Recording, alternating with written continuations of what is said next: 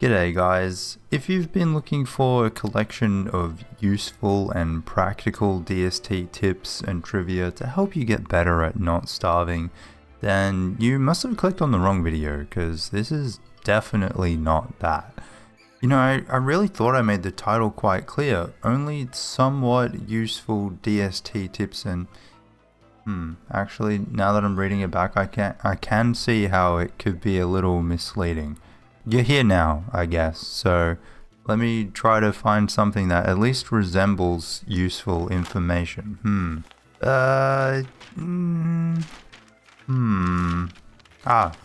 okay, this will do. I only found this out the other day, and I'm really not sure how this piece of information eluded me for so long, but if you're out on the water trying to get some salt and find yourself getting harassed by cookie cutters, you can actually distract them with wooden items.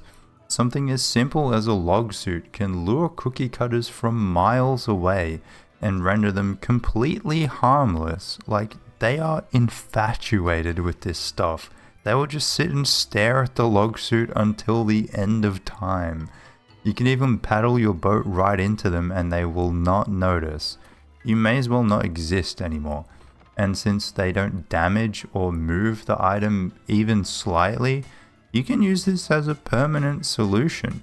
Even after disconnecting and reconnecting to the world, they were still there, still staring in awe at this log suit.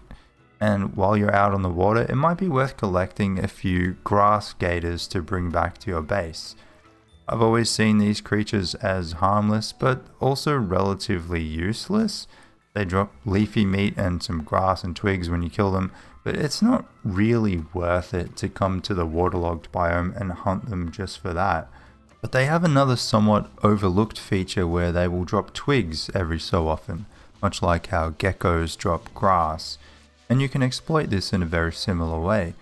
You'll need to telelocate them, unfortunately, since they don't like venturing very far away from the great trees.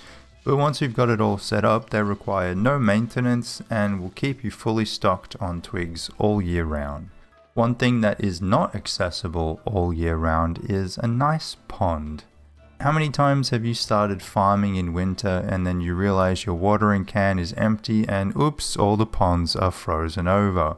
I know I've had that happen many times, and sure, you can fill it up in the caves somewhere. You could travel all the way to the lunar islands if you can be bothered, or you can use something that is readily available in winter. Ice. A single piece of ice can refuel 2.5% of a watering can, or a whopping 0.6% of a waterfowl can. Yes, you heard that right. With only 160 pieces of ice, you too can refuel your entire waterfowl can without having to go to a pond. I don't know why more people don't use this method, honestly. You can also use water balloons if you have some mosquito sacks lying around, or if you really don't value your time, snowballs from the Winter's Feast event also work, but you'll need 3 times as many. But that's not even the best thing about these items. You don't need the watering can at all. You can just throw them onto the soil and water your crops that way. And outside of winter, if you know that you're going to be away from your farms for a long time and they'll need to be watered while you're gone, you can use ice as a kind of delayed release sprinkler. Just water your crops like normal, put half a dozen ice on each tile before you leave, and in a few days it will melt and fully water the plants without you needing to be there. I really would like actual sprinklers though, like, you know, the ones that we had in Hamlet. That would be amazing. Can we get that set up, Clay? Can we get that going? Thank you. You know who wouldn't like that though? Antlion. For some reason, out of all of the bosses in Don't Starve Together, Antlion is the only one who is not capable of becoming wet. In fact, they hate wetness so much that they will pack up and leave at the slightest hint of rain. If Antlion was a sport, they'd be like cricket or tennis or something. Oops, sorry, it fell to drop. We're gonna have to postpone the entire match. But you can use this to your advantage by making it rain, so that Antlion will leave you alone for a while.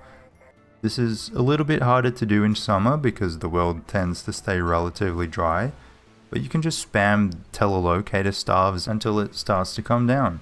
Each use will increase the world's moisture level a bit. It might be a good idea to make some sanity food first though. If you need to hit that staff like 7 times, you are going to be hella insane. And while Antlion really dislikes rain, they really fucking love eggs for some reason. If you ever find yourself low on desert stones, like maybe you want to make more lazy deserters or turf razor helms, you can feed eggs to Antlion and they will give you a desert stone for each one with no limit. If you want 100 desert stones, you can get 100 desert stones. They will take all of your eggs.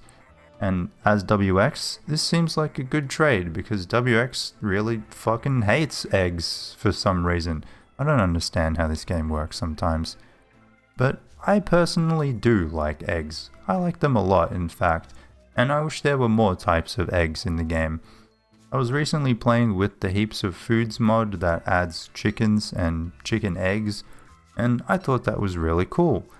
I'm also really glad that you can cook with tall bird eggs, because for the longest time you just weren't able to do that, which is silly because it's just a bigger egg. And it works like that in the crock pot too. If you're making a recipe that requires multiple eggs, you can use a tall bird egg instead. For example, bacon and eggs requires 2 eggs and 1 1/4 meats, so it's commonly made with a meat, a morsel and 2 eggs. But if you replace the eggs with a tall bird egg, you've now satisfied all the requirements with a spot to spare. You can put a twig in there, you can put ice, you can even put nightmare fuel if you want to go crazy. And the tall bird egg is also powerful enough to somewhat cancel out the monster effects of meat, allowing you to make bacon and eggs with 2 monster meat and no chance that it will give you monster lasagna. You'd think that something made from monster meat and a giant egg would have a higher chance of resulting in monster food, but you'd be wrong.